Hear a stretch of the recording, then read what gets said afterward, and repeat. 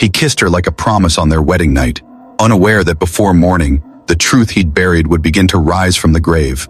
The chandeliers shimmered like captured constellations above the Laurent estate chapel, their golden light pouring over marble aisles and white roses that perfumed the air with fragile sweetness. Isabella Hart stood at the threshold, her heart hammering beneath the silk bodice of her gown. The dress had been hand-stitched in Paris, its pearl buttons running like a spine of moonlight down her back. But all she could think of was how surreal this moment felt. The orchestra began, and every guest turned to watch her cross the distance that would change her life forever.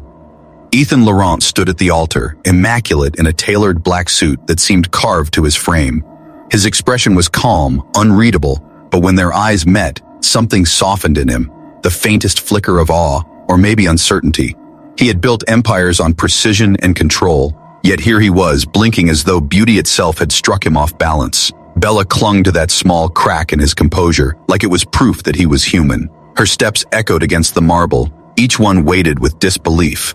Just 3 months ago, she had been conserving art in a quiet Manhattan gallery, her life a collection of gentle routines.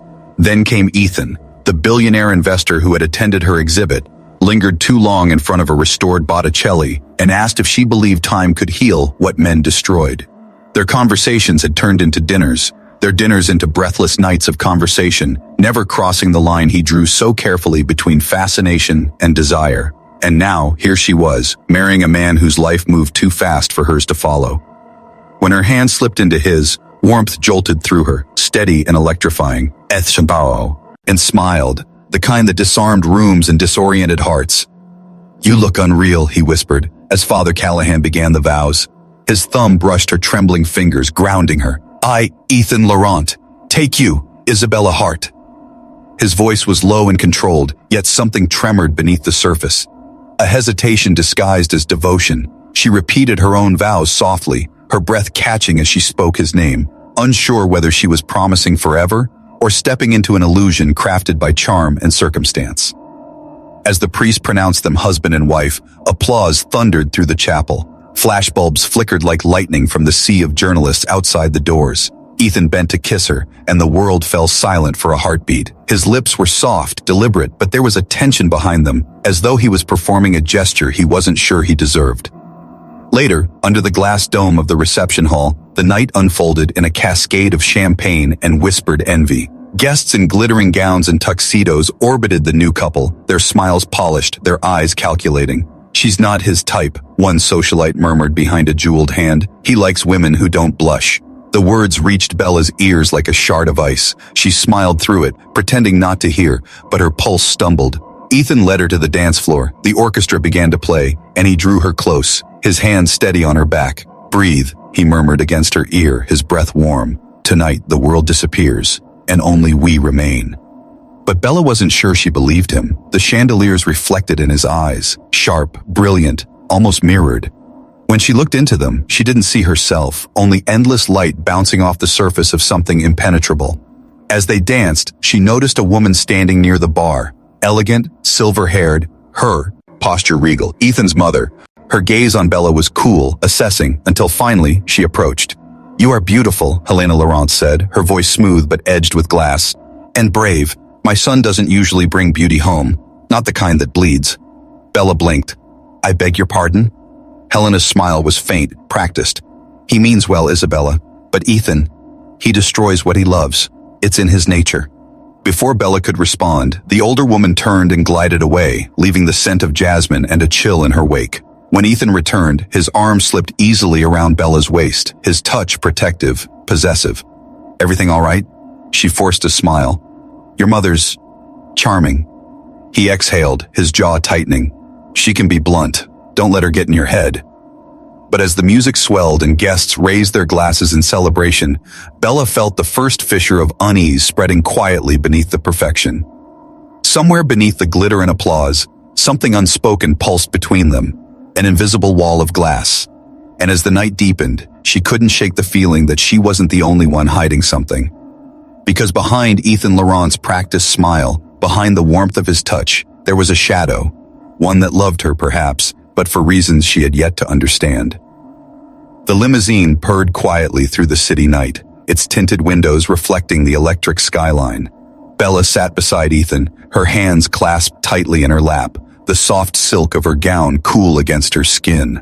Outside, the world glittered, Manhattan glowing like a promise. But inside the car, silence pressed between them, intimate and heavy. Ethan's profile was carved in moonlight, calm, unreadable, beautiful in a way that almost frightened her. He hadn't spoken much since the reception, just the occasional glance, the light touch of his fingers brushing hers. When he did finally speak, his voice was low, smooth as velvet, but carrying something beneath it, tension or restraint. "Are you tired?" She turned to him, offering a small, polite smile. "A little. It's been overwhelming." His lips twitched, not quite a smile. "You handled it beautifully." Then softer, almost to himself. "You always do." The limousine stopped before the Waldorf Astoria's grand entrance, where a private elevator awaited. Cameras had been banned from the event, but still, curious onlookers lingered, drawn by the sight of the billionaire and his mysterious new bride. As the elevator doors closed, the hum of the city faded, leaving only the rhythmic beating of Bella's heart. When they reached the top floor, the doors opened to a suite that took her breath away.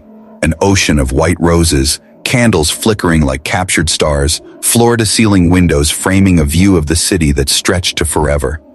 A bottle of champagne rested in a silver bucket. The bed, vast and perfect, was covered in silk sheets the color of ivory. Ethan removed his jacket, laying it carefully across a chair. Every movement was measured, precise, the quiet stretched. "Beautiful," she whispered, her voice trembling. He looked at her, and for a heartbeat, his mask slipped. "You are." She smiled nervously, fingers brushing her pearl necklace. A wedding gift, still cool against her throat. He took a step closer, then another, until his breath warmed her skin.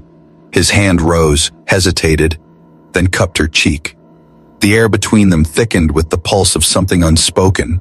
Desire, yes, but something gentler too, something dangerous. "Isabella," he murmured, his voice roughened by restraint. "You don't have to be afraid." "I'm not," she whispered, though her heart betrayed her with every trembling beat. When his lips brushed hers, the world stilled. It was not hunger, but reverence. Yet as his hands slid to her shoulders, she froze. Her pulse faltered.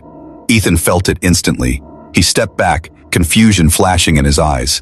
"Did I hurt you?" Bella shook her head, tears forming unbidden. "No, it's not that." He waited, patient but tense, his jaw tight. "Then tell me." She took a trembling breath. "I've never been with anyone." The silence that followed was absolute. Even the city lights seemed to dim. Ethan stared at her, searching her face as though waiting for the punchline to a cruel joke that never came. "You mean—" His voice broke slightly. "You've never—" She nodded, mortified. "I thought you knew. I assumed it didn't matter."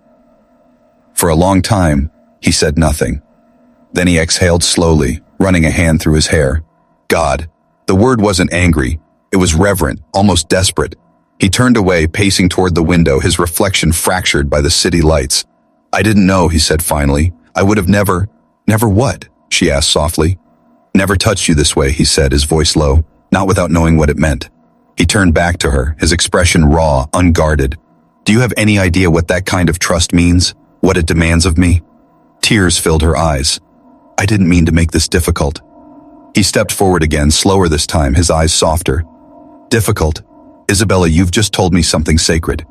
He brushed a tear from her cheek, his fingers trembling. "You've trusted me with something I don't deserve yet." She looked at him, confusion flickering through her fear. "You're my husband, Ethan." "Yes," he said quietly, "but not the man you saw. I'd give that part of yourself to—" "Not yet. Not until you know me. Really know me." His restraint, his sincerity, should have comforted her. Yet beneath it was a pulse of something darker, a storm waiting to break. She tilted her head. "You're hiding something, aren't you?" He froze. "What makes you say that?" "Because you look at me like you want to tell me the truth. But you're afraid of what I'll think." He didn't answer. Instead, he turned to the window again, the reflection of the skyline burning in his eyes. "There are things about me you don't need to know tonight." "Then when?" she asked, stepping closer. "When will I stop being a stranger in your life?" His silence was a confession. Finally he spoke, voice low. When I stopped being a stranger in my own. The answer chilled her. There was a depth of pain there, something buried beneath success and charm, something she couldn't reach. He reached for her hand, lifted it to his lips, and pressed a kiss against her knuckles. Sleep here tonight, he said gently. You'll be safe. I'll take the couch. She tried to smile, but the tears returned. Ethan?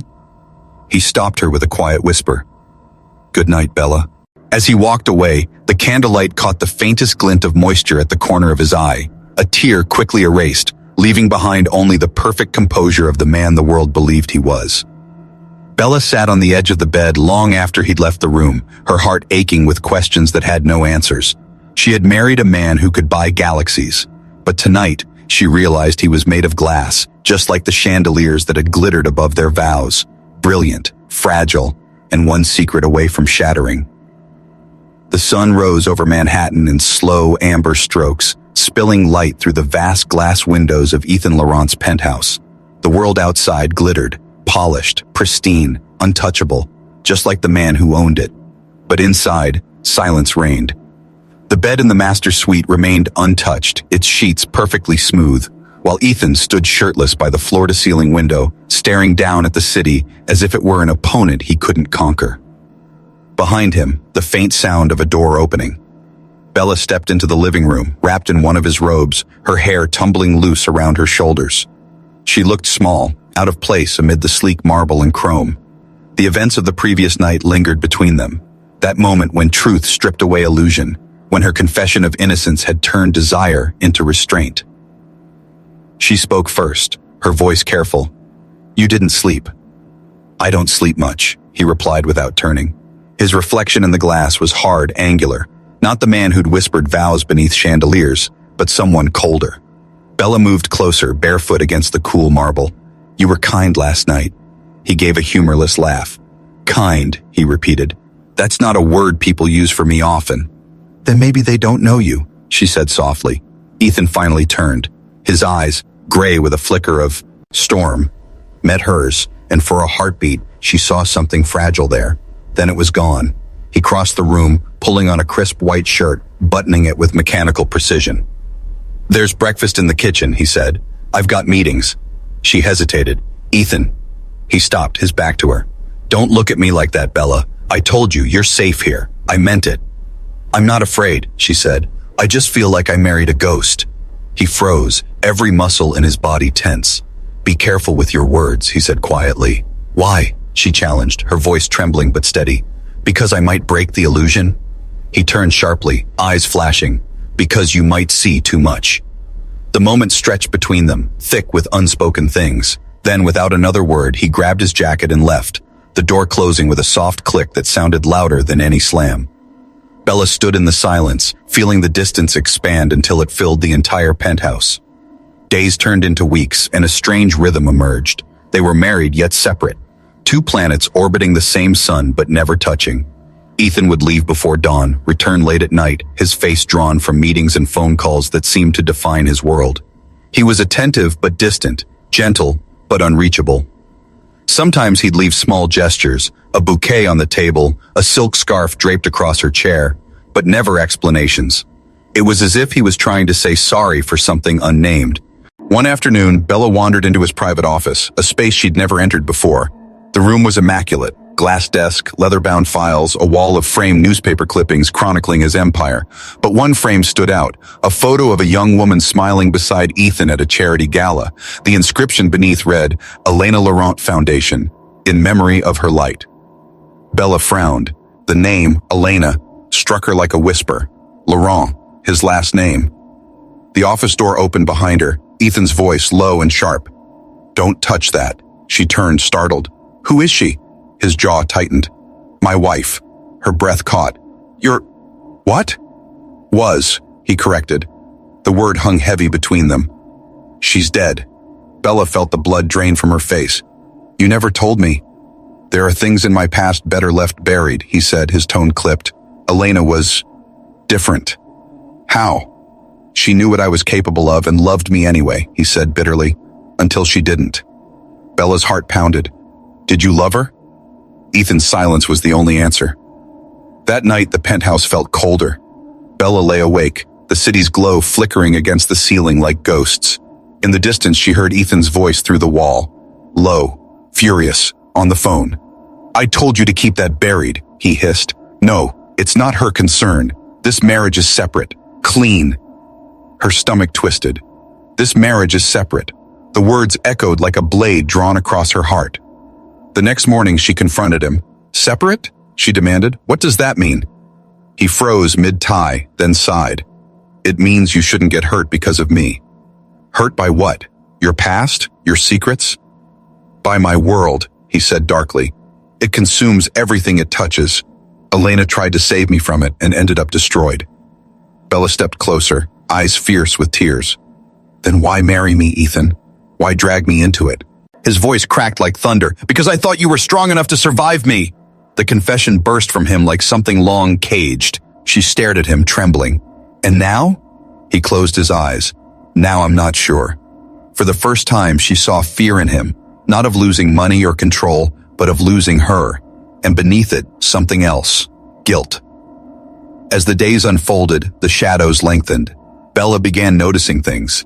Phone calls that ended when she entered the room, envelopes with no return address, a man in a black car parked across the street too often to be coincidence. One evening she found a file left on the kitchen counter, open, as if someone wanted her to see. Inside were documents with her name, her maiden name, and her inheritance from a family she barely remembered. Her father's patents, her signature on a marriage contract. A clause buried deep. In the event of merger completion, controlling interest transfers to Laurent Holdings. The air left her lungs. The marriage had been part of a deal. When Ethan came home that night, she was waiting for him in the dark. The city's light cast sharp angles across his face as he entered. You used me, she said, her voice shaking but cold. His expression barely flickered. It's not what you think. Then tell me what it is. He stepped closer, each word precise. It started as business, yes. A merger. A way to protect both our assets.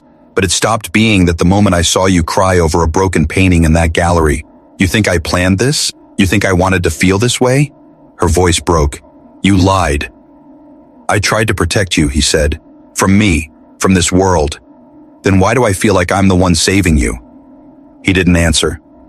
Outside, thunder rumbled, deep, distant, inevitable. And as lightning illuminated the glass walls of the penthouse, Bella finally understood.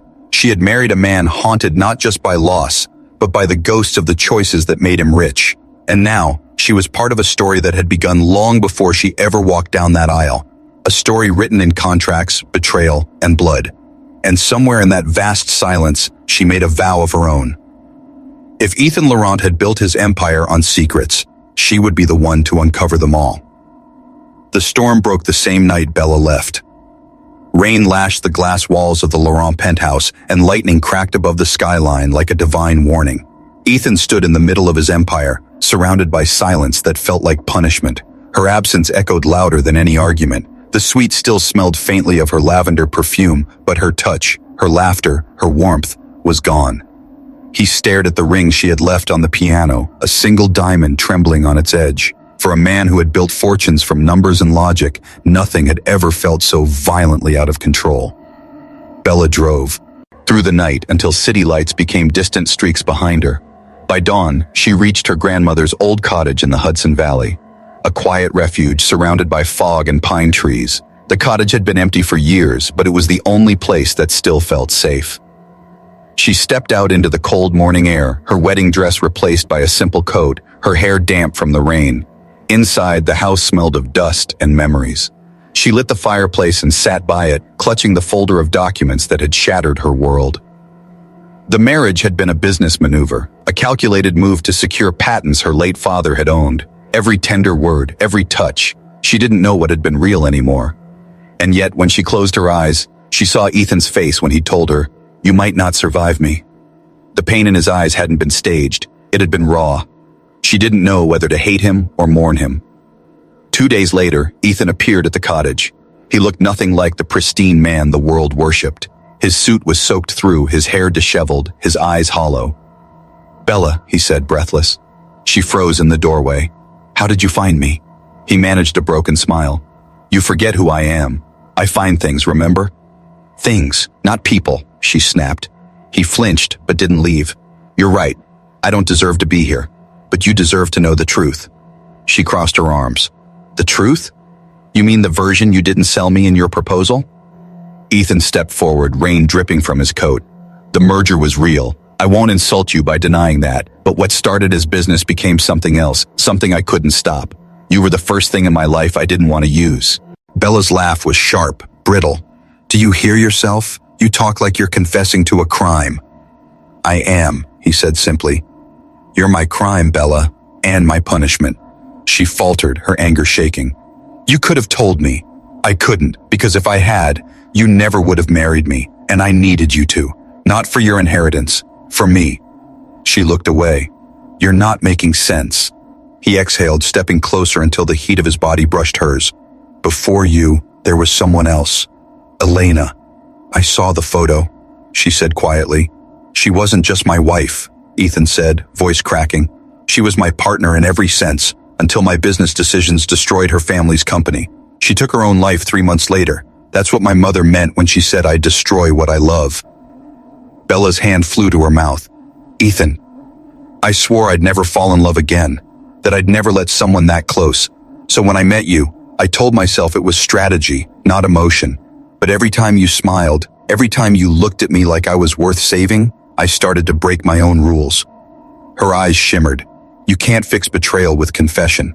I'm not asking for forgiveness, he said. I'm asking for the chance to atone. Thunder rolled in the distance. The fire crackled. For a moment, neither spoke. Finally, Bella whispered, I don't know if I can ever trust you again. Ethan nodded. Then I'll earn it. I'll rebuild it piece by piece. He reached into his coat and pulled out an envelope. Your father's patents, all of them, transferred back to your name. Bella stared, stunned. You gave them back? I don't want your inheritance, Bella. I want your forgiveness. And if I can't have that, I'll settle for your peace. She took the envelope slowly. Inside were the signed documents, notarized, the proof that he was letting go of what he had once built his empire upon. The look in his eyes was no longer the calculating gleam of a tycoon. It was the quiet surrender of a man stripped of everything but truth. He stepped back toward the door. You don't owe me anything, not love, not words, but I'll be here, however long it takes. Ethan.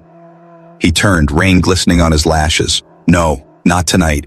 You deserve your silence. He left her standing in the flickering glow of the fire, torn between fury and something far more dangerous. Compassion. Days passed. Ethan didn't return, but his presence lingered. Every night, a black car parked at the edge of the woods, engine off, headlights dim. She knew he was watching from a distance, protecting, not intruding. Then one morning, Bella received a call from Ethan's lawyer. Mrs. Laurent, the man said gravely, Mr. Laurent has been hospitalized. There was an incident at Laurent Holdings, an explosion in the data wing. He shielded one of his employees. He's in critical condition. Her hand went numb around the phone. Within hours, she was on the highway back to New York, heart racing, fear clawing at her chest. At St. Vincent's Hospital, she found him pale, unconscious, a faint burn marking his temple. Machines beeped steadily beside him. The man who once commanded boardrooms now lay fragile and still, the sharp edges of his power dulled by pain. Helena Laurent stood by the bed, composed but shaken. You shouldn't be here, she said. Bella's voice trembled. I had to be. The older woman sighed. He was trying to save something that didn't matter. It mattered to him, Bella whispered. Helena looked at her, eyes glinting with reluctant respect. Then maybe you're the only one who can reach him. He hasn't spoken your name, but I've heard him whisper it in his sleep. Bella's throat tightened. She sat by his bedside, taking his hand. You foolish, stubborn man, she whispered, tears slipping down her cheeks. Even when I hated you, I couldn't stop caring. His fingers twitched around hers. His eyelids fluttered. And then, in a hoarse whisper, Bella? She smiled through her tears. I'm here. Did I keep my promise? He murmured weakly. Did I give it all back? Yes, she said softly. You did. Then it was worth it. Don't you dare say that, she said fiercely. You don't get to die on a redemption arc, Ethan. You fight your way back." His lips curved faintly. "Still bossing me around, Mrs. Laurent." Her laughter broke through the tears.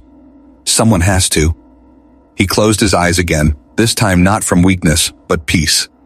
As the storm cleared outside and morning light seeped through the hospital blinds, Bella knew something had changed. The man she married for love and discovered through lies had finally laid his empire and his pride to rest. But what she didn't know was that his past wasn't done haunting them yet, because while Ethan lay recovering, a sealed envelope arrived at Laurent Holdings addressed to Mrs. Bella Laurent. No sender, no return address. Inside, a single photograph of Elena Laurent, alive, and a note written in elegant, familiar handwriting.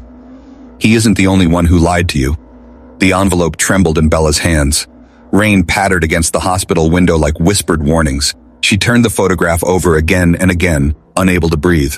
The woman in the image, Elena Laurent, was unmistakable. Same blue-gray eyes as Ethan, same soft curve of a smile Bella had seen framed on his office wall. Only this time, Elena wasn't a ghost of the past. The timestamp printed faintly in the corner said, 2 weeks ago. Alive. Bella's fingers went numb. She glanced toward the hospital bed where Ethan lay, his chest rising and falling under the steady rhythm of the monitors. His skin was pale, his body still healing from the explosion. But nothing could have prepared her for this wound, the kind that didn't bleed but hollowed from within. Who sent this? And why now, when he was most vulnerable? She slipped the photo and note back into the envelope, tucking it into her coat.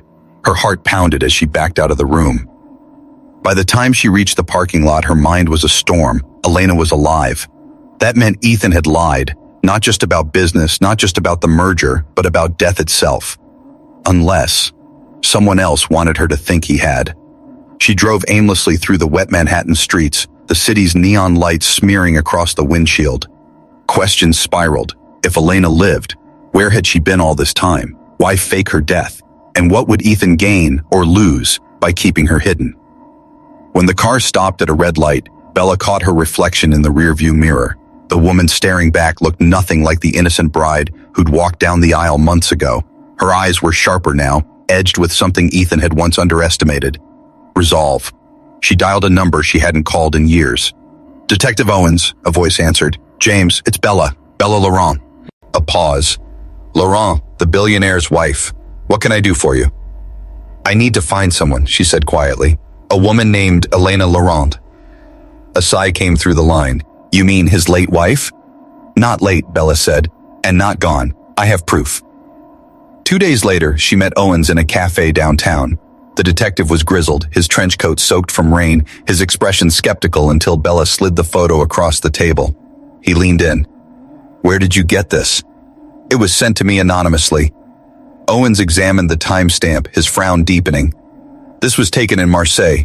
See that graffiti in the background? That's the old Port District. Rough place. People disappear there all the time." Bella's pulse raced. "Can you find her?" "I can try, but if what you're suggesting is true..." He lowered his voice. "You're not just dealing with a family secret, Mrs. Laurent. You're dealing with a cover-up." Meanwhile at St. Vincent's, Ethan regained his strength. His first thought upon waking was Bella, her voice, her touch, but she wasn't there. Her absence gnawed at him like an open wound. Helena noticed his restlessness. "She left 2 days ago," she said coldly. "You should be grateful. She's too good for the mess you keep creating." Ethan ignored her, swinging his legs over the bed. "Where did she go?" "She didn't say." "Then I'll find her," he muttered, wincing from the pain in his ribs. Helena's gaze hardened. "You think love redeems everything, Ethan, but it doesn't. Some sins don't wash off." He turned sharply. "What do you know?" Her silence was telling. Across the ocean, in a small villa on the outskirts of Marseille, a woman sat before a mirror brushing her golden hair. She looked exactly like the photo Bella had received, elegant, composed, but her eyes flickered with something colder than grief. She lifted her phone, scrolling through unseen messages, her lips curling faintly. "So," she whispered, "he replaced me, after all." A man entered the room, tall and broad-shouldered, wearing a tailored suit. "Mrs. Laurent," he said in French accented English. "The package was delivered. She has it." "Good," Elena said softly. "Let the truth come to her before it comes to him. But if she goes to the police, she won't. She's too in love, and love makes people reckless. Back in New York, Bella's investigation deepened. Owens confirmed the photo was genuine. Elena Laurent had entered France under an alias 3 years ago, funded by offshore accounts tied to Laurent Global Holdings. Bella confronted Ethan's financial advisor the next morning. "Mrs. Laurent," the man stammered, adjusting his glasses, "Mr. Laurent's personal accounts are private." "I'm not asking," she interrupted. "I'm telling you. Show me everything tied to the name Elena." Reluctantly, he handed her a file. Inside, transfers, receipts, and one letterhead stamped with the logo of a medical facility in Geneva, Patient Rehabilitation Program, confidential. Bella's stomach dropped. Ethan hadn't buried his wife. He'd hidden her. That night she returned to the hospital. Ethan was awake, pale but alert. His face lit up when he saw her, but the warmth faltered when he noticed her expression. "Where were you?" he asked softly. "Finding out what you didn't tell me," she said. Her voice was steady, but her eyes burned. "About her." He froze. "Bella. Elena is alive," she said. The words landed like glass shattering. "And you've been funding her." He inhaled sharply, guilt flashing across his face. "You don't understand." "Then explain it," she cried, "because right now it looks like I married a man who keeps wives the way he keeps investments, hidden, maintained, and profitable." Ethan pushed himself up, wincing. "Elena isn't my wife anymore. She's a patient. He stopped, anguish tightening his throat. "She tried to kill herself after the company fell apart. I couldn't let her die. I put her in a private facility under protection. She wasn't supposed to contact anyone." "Protection from what?" "From herself," he said quietly, "and from the people who made her do it." Bella shook her head, tears spilling. "You should have trusted me." "I wanted to," he whispered. "But every time I tried, I saw her in your eyes. The same hope, the same belief that love could fix everything. I couldn't bear to ruin that." Before Bella could respond, the hospital lights flickered. A sudden blackout. The hum of machines died. Then, a crash in the hallway. Ethan's hand shot out, gripping hers. "Stay close to me." The emergency lights kicked in, casting the room in a red glow. Shadows moved beyond the glass, footsteps. And then a voice, a woman's voice, soft and calm, echoed from the doorway. "I told you, Ethan, you destroy what you love." Bella's breath caught. Standing in the doorway, rain dripping from her coat, was Elena Laurent, alive, beautiful, and terrifyingly composed. Her eyes locked on Bella's.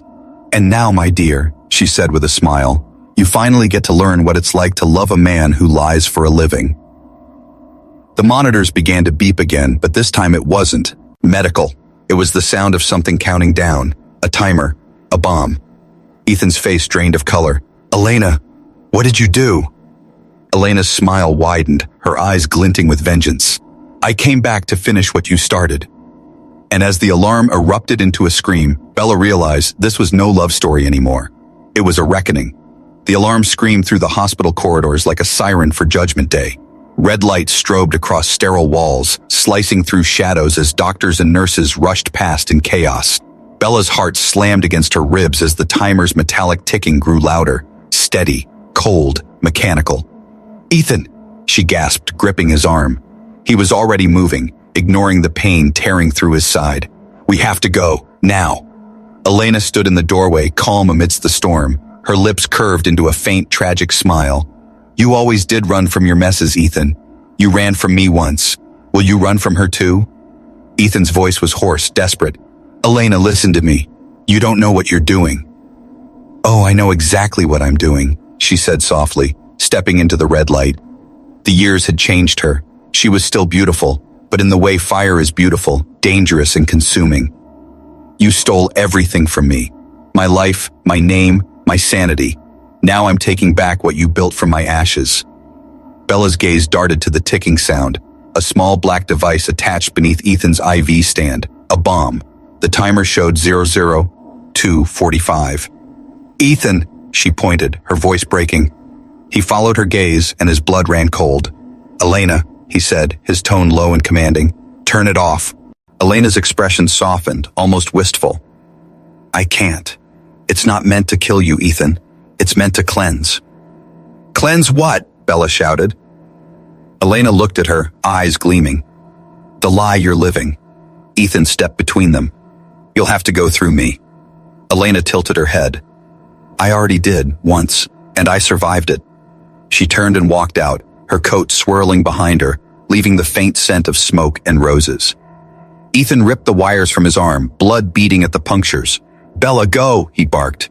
"I'm not leaving you," she shouted over the alarms. "You don't understand. That device isn't meant for this room. It's wired into the hospital grid. If it goes, the east wing collapses. Hundreds of people. Then stop talking and do something." He grabbed the rolling IV stand and yanked it closer, crouching beside it. His hands moved with terrifying precision, his old life as an engineer resurfacing through muscle memory. Bella crouched beside him, tears streaking her face as she watched him work. "Red or blue," he muttered, eyes flicking between the wires. She reversed the polarity. "You can do this," Bella whispered, gripping his shoulder. Ethan's voice was steady, but his hands trembled. "If I cut the wrong one, we'll never know what love could have been." She met his gaze, fierce through her fear. "Then cut the one that keeps us alive." He nodded once and sliced the red wire. The timer froze at 00:07. Silence. Bella gasped, covering her mouth. Ethan slumped against the wall, chest heaving. Then the power flickered, and the device sparked, emitting a thin line of smoke. "Ethan." He ripped the detonator free, hurling it into the emergency waste chute just as it exploded. The impact shook the floor, sending dust and ceiling tiles raining down. Alarms blared again, and sprinklers drenched the room in icy water. Ethan pulled Bella into his arms, shielding her from the debris. When the noise faded, the two of them were still alive, soaked, shaking, but breathing. Hours later, the hospital was sealed off by police. Bomb squad officers worked through the night, and news reporters swarmed the streets. Ethan sat on the edge of his hospital bed, a blanket draped around his shoulders. Bella sat beside him, holding his hand. Her wedding ring glinted faintly under the dim emergency lights. Detective Owens entered, rain still clinging to his coat. "She's gone," he said grimly. "We found her car at the bridge, empty, no sign of a body yet." Bella frowned. "You think she jumped?" Owens shrugged. "Or she wants you to think that. Either way, you two need protection." Ethan stared out the window, jaw clenched. "She's not done. Elena doesn't leave ghosts. She leaves scars." Bella turned to him, voice barely a whisper. "How deep does this go, Ethan?" He looked at her, his eyes haunted. "Deeper than you think. Elena wasn't working alone." 2 nights later, they were relocated to a secure property, a secluded estate on the outskirts of Westchester. The house was quiet, guarded, surrounded by thick forest. But quiet didn't mean safe. Bella couldn't sleep. Every creak of the floorboards felt like a footstep. Every gust of wind against the window sounded like a whisper. She wandered downstairs, drawn to the faint glow from Ethan's study. He was at his desk, staring at a laptop, shirt sleeves rolled up, eyes bloodshot. The screen displayed files, encrypted documents, offshore accounts, and photos of Elena with men Bella didn't recognize. "She wasn't working alone," he said without looking up. "These are people who financed our mergers years ago. Black money. Political money. Elena must have found out. When she threatened to expose them, they destroyed her company and blamed me." Bella's throat tightened. "So you took the fall to protect them?" "I took the fall to protect her," he said quietly. "But they made me believe she was dead. They showed me proof. Her car in flames, her ring recovered in the wreckage." He looked up, his eyes raw. "They lied to me, the same way I lied to you." Bella stepped closer, laying a trembling hand on his shoulder. "Then we end it. Together." He stared at her. "You'd still stand by me after everything?" "Ethan," she said softly, "you saved my life. Now let me help you save your soul." The next morning, Bella received another letter, slipped beneath the front door, written in the same looping hand as before. "If you want the truth, come alone. Midnight, Pier 19. She knew it was a trap, but she also knew she couldn't ignore it. At 11:30, she slipped out of the house, leaving a note for Ethan. "Trust me, I need to see this through." The pier was deserted, the Hudson black and restless beneath the moonlight. Bella's heels clicked against the planks as she walked toward the end of the dock. A figure stood waiting, long coat, hair whipping in the wind. "Elena, you came," she said softly. "You wanted me to," Bella replied. Elena smiled faintly. "You think I'm the villain. You think Ethan's the victim. But what if neither of us are?" Bella's eyes narrowed. "Then who is?" Elena's gaze drifted to the dark water. "The men who built everything Laurent Holdings became, the ones who used Ethan to clean their money, the ones who sent me to France to disappear." Bella's heart pounded. Then help us expose them. Elena turned slowly, her expression unreadable. You really love him, don't you? Yes, Bella said simply. Elena sighed. Then you'd better pray he loves you enough to survive what's coming. A faint red dot appeared on Elena's chest, the unmistakable glint of a sniper's laser. Get down, Bella screamed. The shot cracked through the night. Elena's body jerked, her eyes wide in shock, before she collapsed against Bella's arms. Footsteps thundered in the distance, men in dark suits rushing from the shadows. Bella dragged Elena behind a crate, heart racing. Run, Elena gasped, blood staining her lips. They're here for him, not me, not you, him. Who? Bella cried. Elena's eyes fluttered. Ethan's father. Then her body went still. By the time Bella stumbled back to the estate, Ethan was gone. The guards were down, their radios destroyed. The front door was open, wind whipping through the hall. A single message blinked on Ethan's laptop screen. He found me first, don't follow. Bella sank to the floor, clutching the bloodied envelope still in her hand. Outside, thunder rolled over the forest. The same storm that had started everything now circling back for its final reckoning. And as lightning split the sky, she whispered into the darkness, voice trembling with fury and love. I'm not losing him again. Not to the past, not to them. Because the truth was no longer just about Elena, or the company, or the lies. It was about the man she married, and the shadowed empire he was born to destroy. And before the storm ended, someone would pay for every secret ever buried under the Laurent name.